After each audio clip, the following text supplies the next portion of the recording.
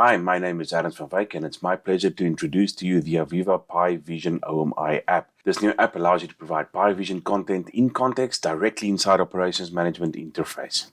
For our example here, we've got a very simple navigation tree. We've got 2 pump stations and each one has 5 pumps in it.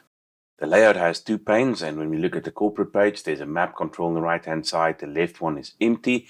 And when we go down to the pump station, the left one has a pump station layout and the right one is empty. So let's go ahead and open up that pump station layout. In there I've got 2 panes, at the top an industrial graphic, and I just dragged a PI Vision control onto the bottom pane. And we can go and configure that by going to the properties. We have to specify the web server and we have to specify the website. Now in its simplest form, the only thing we have to specify is the dashboard ID. We can also specify a start time and an end time, and we use the ISO standard, so an asterisk would mean today and an asterisk minus 7 days would mean 7 days before today. We can also adjust the appearance. We can hide some of the bars, or we can put it into kiosk mode if we wanted to. So let's go to the app and put it into preview mode. Now here's my top level. You can see the map there, and if I select pump station A, I drill into pump station A, we see the graphic, and here is the PI Vision dashboard.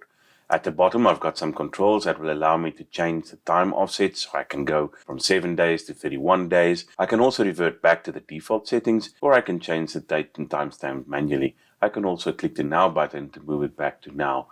So far, we just displayed a dashboard on the screen. Let's go and add some context to it. The first way we're going to use is to manually add context. We can do that by specifying the path, or we can point it to a reference of an attribute inside System Platform, or in the OMI namespace, and that will point us to the correct asset path. For fun, let's add a second one there, just to show that from the start. Supply the web server name, supply the website name, supply the dashboard ID that's required, and then point to the correct asset path. Now let's go and have a look at what that looks like in runtime. And in runtime, as you can see, it now shows me 2 dashboards in there, and we can see it now automatically goes and finds the context of pump station A there. So we can see all the pump station A stuff being displayed inside that dashboard. Now, there is also another way of adding context manually. We can use the Freeform. So if we add another PI Vision app in here, we can quickly go and configure this one to be used in Freeform. Supply the web server, supply the website name. This time I'm going to untick the dashboard and I'm going to select a Freeform display. This allows me to go and specify all the parameters of the URL manually. And I can build that URL dynamically by concatenating attributes to it. This is what it looks like in runtime. I now have 3 pieces of content, and all of them are following the context in different manners though. The first 2 will follow it based on the asset path directly, and the last one will build the URL string. So if I switch over to pump station B, I have pumps B1 to 5 on the left hand side, and you can see there I have pump station B on the average discharge pressure. Let's go and have a look at some other ways of doing context.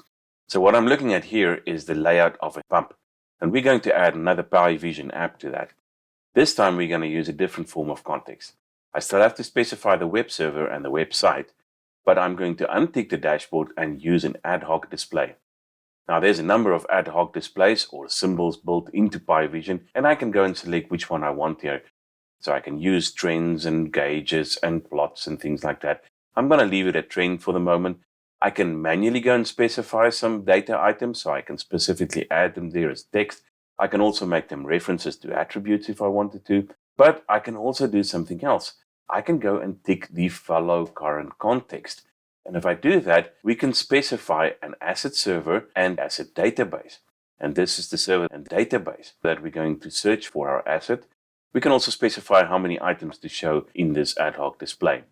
And what the app will do now is in runtime, it will go and find the current asset, which is pump A1 in that asset server, and find out how many tags is historized and available for it.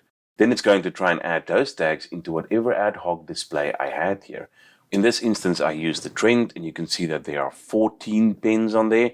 I specified a maximum of 12 coming from the asset server in context. And of course, I added 2 manual tags in the data item, so that's why I have 14 in the trend. If I switch to a different pump, the app will automatically go and find the tags that is associated with this different pump and go and add them to the ad hoc display. And of course, I can still adjust times and things like that. The ad hoc display we used here was a trend, but we can also go and change that to another one. Say, for instance, a table display, and it will modify the display to be a table. And of course, that will still be in context. So as I change my pumps, I am going to see different tables for the different pumps. We move from pump A3 to pump A4, and the table adjusts to now showing pump A4. You can still see at the top the couple of A1 tags that we added manually, but the 12 at the bottom all comes from the context, which is A4. Let's go and add another PI Vision control. This time I'm going to use another way of context following, keyword following. So I specify the web server, specify the website. This time I'm leaving it on dashboard display, but I don't specify the dashboard ID. I tick the follow current context. This will let the app know that we want to follow current context by finding dashboards that contains a keyword that is the same as the current asset. If we take a quick look at PI Vision, we can see all the dashboards there, and what we can do is we can add specific keywords to specific dashboards. So what we've done here in this case is to add the keywords for the specific pumps. For example, pump A3 to a specific dashboard. And what the app will do is in runtime, if its asset is set to A4, for instance, it's going to find the dashboards that contain the keyword A4. And if you set the app to A2, it's going to look at dashboards that has the keyword A2, and it will display that dashboard. So it's another way of bringing dashboards in context for us. One last thing that I wanted to show is how we do events, and we can do that by showing the Freeform configuration we showed earlier. You simply drag the PI Vision control on there. As always, specify the web server and the website. And then we go and select the Freeform display. And in the Freeform display, we can add things like event comparisons and event dashboards and things like that.